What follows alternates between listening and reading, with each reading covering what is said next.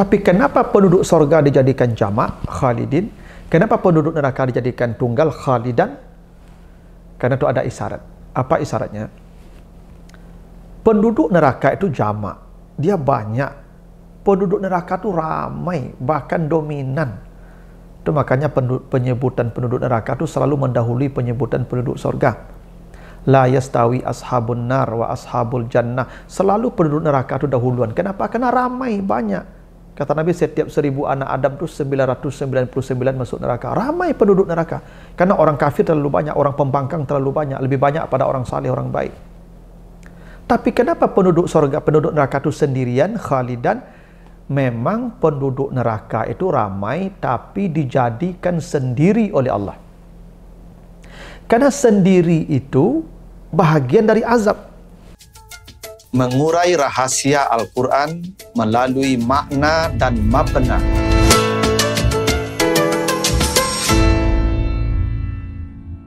Assalamualaikum warahmatullahi wabarakatuh. Alhamdulillahirabbil alamin. Assalatu wassalamu ala asrafil anbiya'i wal mursalin wa ala alihi wa ashabihi ajma'in. Para pemirsa program makna dan mabna yang dimuliakan Allah, kembali kita lanjutkan bahasan kita dalam bangunan dan struktur kata dan kalimat di dalam Al-Quran, serta makna dan pesan di balik bangunan dan struktur kata dan kalimat di dalam ayat-ayatnya tersebut. Yang kali ini kita akan bahas surat An-Nisa ayat 13 dan surat An-Nisa ayat yang ke-14. Kita baca surat An-Nisa 13.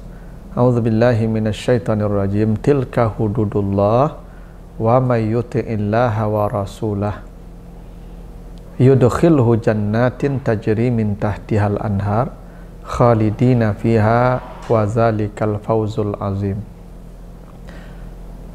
Itulah ketetapan Allah, dan siapa yang mentaati Allah dan Rasulnya, maka dia pasti memasukkan orang itu ke sorga yang mengalir di bawahnya sungai-sungai, mereka kekal di dalamnya.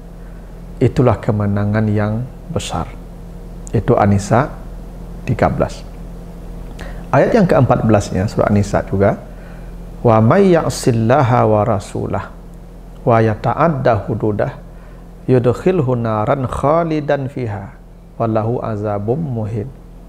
Dan siapa yang durhaka kepada Allah dan Rasulnya dan melampaui batas-batas hukum Allah, dia akan memasukkannya ke neraka, kekal di dalamnya, dan baginya azab yang hina.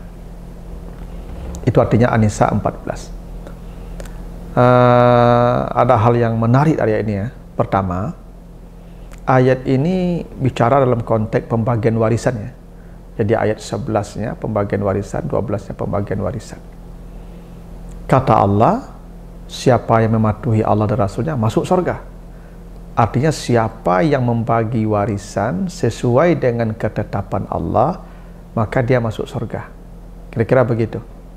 Siapa yang mematuhi aturan Allah dan Rasulnya dalam soal pembagian warisan, maka yang membagi warisan sesuai dengan aturan Allah masuk surga, kekal dalamnya. Di sini dipahami membagi warisan itu ibadah kalau pembagiannya sesuai dengan ketentuan Allah. Maka orang-orang yang membagi harta warisan sesuai dengan apa yang ditetapkan Allah, maka itu beribadah, itu pahala, itu perintah Allah. Nah, kalau orang yang membagi warisan itu berpahala, kira-kira orang yang meninggalkan warisan dapat pahala enggak? Ya pasti. Yang membagi warisan saja masuk surga, apalagi yang meninggalkan warisan. Karena itu ya kurang tepat kalau ada orang yang berkata sebelum kita mati infakkan seluruh harta kita, karena itulah yang punya kita. Yang kita tinggalkan dibagi-bagi orang yang tinggal. Ingat, yang membagi-bagi saja masuk surga, apalagi yang meninggalkan pembagian. Lebih hebat lagi. Maka para hadirin yang meninggal lalu mewariskan harta yang banyak, itu kebaikan. Yang membagi saja dijamin surga, apalagi yang membagi, yang meninggalkan pembagian. Begitu tuh. 2. Kalau warisan tidak dibagi menurut aturan Allah, maka disebut dengan yaksillah, dia bermaksiat kepada Allah. Jadi tidak ada dalam pembagian warisan ini ikut aturan adat, ikut aturan kebiasaan-kebiasaan masa lalu. Tidak. Kalau kita meninggalkan ketetapan Allah, wa yata'adda hududah, dia meninggalkan ketetapan Allah dalam soal pembagian warisan, ya, anak laki-laki 2 kali perempuan bagiannya, ya, seorang suami dapat 1/4 atau setengah, istri dapat 1/4 atau 1/8, ya, ayah dapat 1/6, ibu dapat 1/6 atau 1/3. Kalau dia tidak mengikuti aturan Allah, maka dia telah bermaksiat. Membagi warisan kalau tidak sesuai dengan aturan Allah itu maksiat. 3. Kalau seseorang tidak mengikuti aturan Allah dalam pembagian warisan, maka dia memakan harta orang lain secara zalim. Dan kata Allah, orang yang memakan harta orang zalim secara zalim, memakan harta orang lain secara zalim, azabun muhin. Mereka dapat azab, bukan azab biasa, azab yang menghinakan. Sebenarnya para hadirin, dihina itu sudah azab, tapi azabnya disifati muhin, karena azab ini istimewa azabnya ini. Yang keempat, ini secara redaksional. Jadi man namanya isim mausul, wa may ya'sillah, man di sana mausul, wa may yuti'illah, itu mannya mausul namanya. Nah, isim mausul bisa dihukum jamak, bisa dihukum mufrad.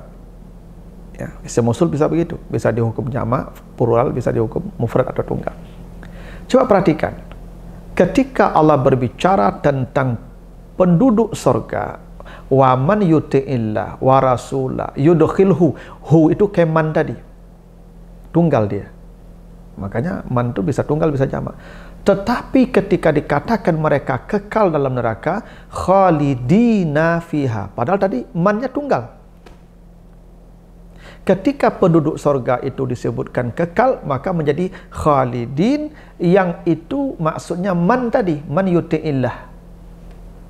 Tapi di surah An-Nisa 14, may ya'sillah, siapa yang durhaka pada Allah dan Rasulnya, wa yata'adda hududah, yudkhilhu, hu kembali ke man tadi, khalidan fiha, akan masuk neraka, kekal dalam neraka. Di sana khalidannya tunggal. Perhatikan baik-baik ya. Ketika bicara penduduk surga kekal dalam surga, maka khalidin dalam bentuk jamak, yang itu merujuknya keman tadi, mausul. Tapi ketika bicara tentang penduduk neraka yang membangkang pada aturan Allah tadi dalam soal warisan, kekal dalam nerakanya khalidan fiha, tunggal. Kenapa begitu? Kenapa penduduk neraka itu tunggal, khalidan? Kenapa penduduk surga itu khalidin? Padahal ini sama-sama man tadi. Yang man boleh jamak, boleh tunggal, boleh mufrad. Tapi kenapa penduduk surga dijadikan jamak, khalidin? Kenapa penduduk neraka dijadikan tunggal, khalidan? Karena itu ada isyarat. Apa isyaratnya? Penduduk neraka itu jamak, dia banyak. Penduduk neraka itu ramai, bahkan dominan. Itu makanya penyebutan penduduk neraka itu selalu mendahului penyebutan penduduk surga. La yastawi ashabun nar wa ashabul jannah. Selalu penduduk neraka itu dahuluan. Kenapa? Karena ramai, banyak. Kata Nabi, setiap 1000 anak Adam itu 999 masuk neraka. Ramai penduduk neraka. Karena orang kafir terlalu banyak, orang pembangkang terlalu banyak, lebih banyak pada orang saleh, orang baik. Tapi kenapa penduduk surga, penduduk neraka itu sendirian, khalidan? Memang penduduk neraka itu ramai, tapi dijadikan sendiri oleh Allah. Karena sendiri itu bahagian dari azab. Nanti baca di surah Al-Furqan ayat 13. Ya, surah Al-Furqan 13, wa iza ulku minha makanan dayikan. Penduduk neraka itu diisolasi satu-satu di tempat yang sempit. Mereka ramai, tapi mereka diisolasi masing-masing di tempat yang sempit. Itu rahasianya kenapa penduduk neraka itu sebutannya tunggal khalidan.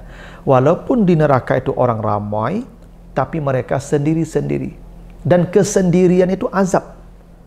Cobalah para hadirin, kalau sendirian di rumah, rumah besar, sendiri di rumah, tengah malam, mungkin matanya tidak bisa tidur. Kenapa? Karena sendiri itu azab. Ini sudahlah dalam neraka api sendirian dan dibelenggu, dikunci di ruang sempit. Itu kenapa penduduk neraka itu khalidan, kekalnya mufrad, tunggal. Tapi penduduk surga, walaupun dia mungkin satu orang, tapi khalidin, dijamakkan. Kenapa? Karena penduduk surga selalu bersama, tidak pernah sendiri. Karena penduduk surga itu para juara, ashabul jannati humul faizun. Orang kalau pemenang tentu harus beramai-ramai, karena merayakan kemenangan sendiri tidak bisa. Tidak ada gunanya kemenangan sendiri. Semakin ramai yang merayakan kemenangan, maka semakin terasa ya hebatnya kemenangan itu.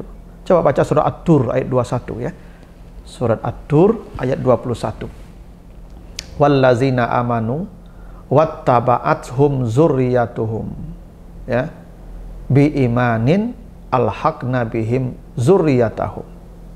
Jadi orang-orang beriman itu akan dikumpulkan dengan seluruh anak cucunya yang seiman, dan akan mereka bersama-sama dengan anak cucunya mereka di dalam surga.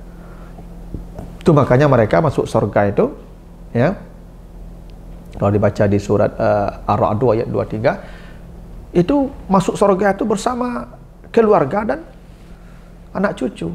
Jannatu adnin yadkhulunaha wa man salaha min abaihim wa azwajihim wa dzurriyyatihim. Jadi penduduk surga itu selalu bersama. Itulah khalidin ya. Nanti baca lagi ya di surah Ar-Ra'd tadi ayat 23. Nah, itulah alasannya kenapa penduduk surga itu kekalnya khalidina ya, tidak pernah khalidan. Kalau kalian itu penduduk neraka ya. Nah, berikutnya ada hal yang menarik. Di An-Nisa 13 dan 14 itu taat kepada Allah itu dalam bentuk ya ataf ya tanpa alif lam. Wa may yuti'illaha wa rasulah, wa may yuti'illaha wa rasulah. Coba perhatikan surat Al-Anfal 24 ya, Al-Anfal 24. Ya ayyuhallazina amanu istajibu lillah walir rasul. Pakai lam ya, bukan alif lam, pakai lam. Allah tidak mengatakan istajibu lillah wa rasulih. Ya. Di surah An-Nisa tadi wa may yuti'illaha wa rasulah. Allah tidak mengatakan wa may yuti'illaha ya wa rasul atau walir rasul. Ya, pakai alif lam. Di sini di Al-Anfal 24, ya ayyuhallazina amanu istajibu lillah walir rasul. Jadi antara Allah dan Rasul itu setara. Lillahi walir rasul. Kalau soal taat, wa may yuti'illah wa rasulah, tidak ada walir rasul. Itu artinya ketaatan kepada Rasul satu paket dengan ketaatan kepada Allah. Ya, makanya tidak ya dipakai alif lam. Tapi di surah Al-Anfal kenapa dipisah dengan alif lam, bukan warasuli, bukan diidafahkan tapi dijadikan kata tunggal. Jadi ar-rasul itu kata tunggal namanya, mufrad, sementara rasulullah itu idafah ya, kata majmu'. Kenapa ar-rasul di surah Al-Anfal dijadikan kata tunggal mufrad, sementara di surah An-Nisa itu dijadikan idafah? Bahwa memenuhi seruan Allah dan Rasul itu berbeda. Kenapa?